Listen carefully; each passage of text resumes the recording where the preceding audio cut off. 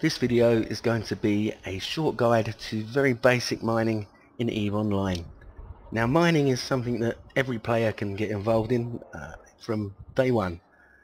Ships to mine effectively are not particularly expensive in the amount of skill points they require to fly effectively, and mining alone can still be a very profitable and lucrative pastime. So, almost every pilot who begins to play EVE Online will mine at some stage.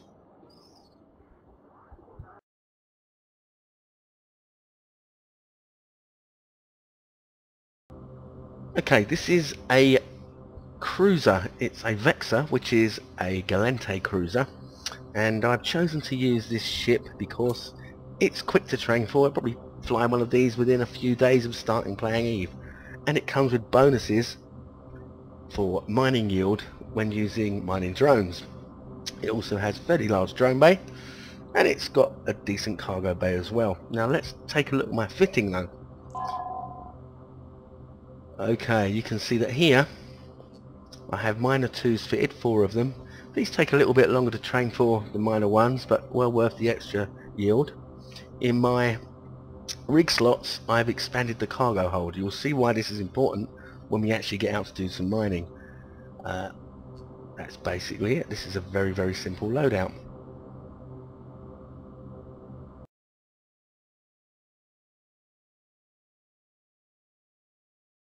Okay, I've launched us outside of the station now, and we're going to head out and do some mining. First thing we're going to do is in the HUD, up at the top right, we're going to change the actual default overview. Okay, so we're going to load default mining, and this will make sure that we see all the different asteroid types in the target list. Let's right click anywhere on blank space and look for an asteroid belt. We'll head out to the top one and see what we find. Warp drive active. Now you can see that in my drone bay I have 9 drones. I have 4 mining drones. These will add to our mining yield. And I have 5 combat drones. And they're quite important because belts are seldom empty, and even when they are empty you'll find that NPCs will often spawn, and we'll need these as they're our only defense.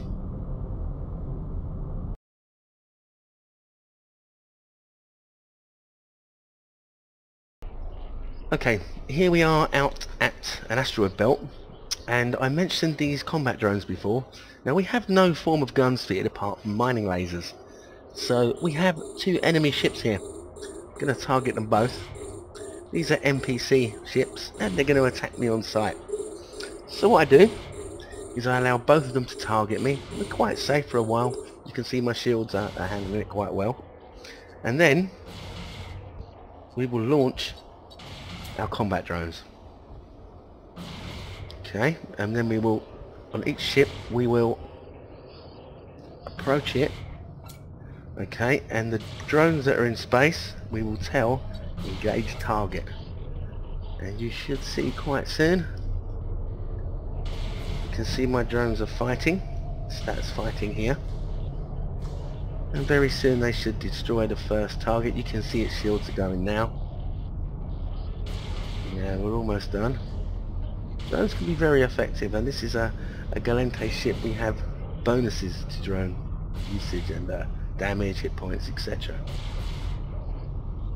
Okay, this one's almost finished. Right, that's fine. Let's target this one and ask our drones to engage. You can see we're quite safe. This is a fairly high security sector. The NPC rats are not particularly strong. We're okay for a few minutes at this rate, but our drones will have taken care of this long before we have a problem. Alright, we're almost done here. He's into structure and he's gone. Right, we will now recall these drones, return to drone bay, and we'll begin mining.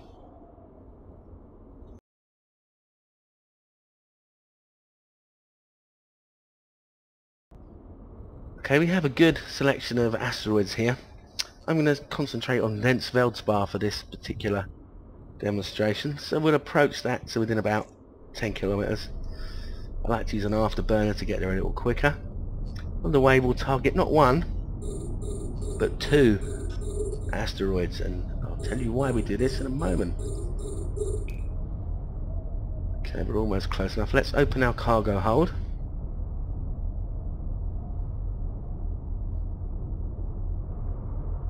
Okay, we're close enough now. Let's stop the ship. Now we're going to begin mining, and the reason that I targeted 2 particularly asteroids rather than 1 is that we don't want to dump all of our cargo into a very small cargo hold at one time, as we may have too much on a particular cycle and lose some. So we'll take the first asteroid and we will switch on 2 of our mining lasers. And we'll wait a few seconds and we'll switch on the remaining 2 mining lasers. Focus on the second asteroids. We will also launch all of our mining drones and ask them to begin mining one particular asteroid. Now, depending on your mining skills, the cycle for a mining laser can be anything up to a minute. So we have to wait a short while now. When we do actually get a cycle, it will appear in our cargo bay, and this should happen very shortly. Now you have to keep an eye out at all times to make sure that the belt NPCs don't respawn. If they do, you need to recall your mining drones and launch your combat drones again and take care of them. Okay, we can see we've had a cycle finish here, and of course, you know, we're almost over, well, we're over 10% full in our cargo hold, and we would not be able to mine for very long. So what we're going to do is we're going to right click our cargo and we're going to jettison it. When we do this, we see a can appear in space, a cargo container. If we open that, lock target and open, we find our ore is now inside this cargo container, and this is a lot larger than our cargo hold. Now a cargo container will stay in space for about 1 hour and 30 minutes. Call it an hour to be safe. So we can mine quite happily, and every time that our mining lasers cycle, we can literally, okay, we're going to cycle shortly, we will drag the ore across into the floating cargo container. Okay, and we can see it's going to take quite a while to fill that up. Depending on your skills using this ship, it could take as long as 30 minutes to fill up this cargo container. Okay, what we'll do is we'll assume it's full for now. We're not going to sit here for 30 minutes and fill it up. Okay, once your container is full, call in. Okay, call in your mining drones. Don't fly away and leave them in space. Easy way to lose drones if you get to scoop them into your drone bay. Once they've returned, head back to the station and dock.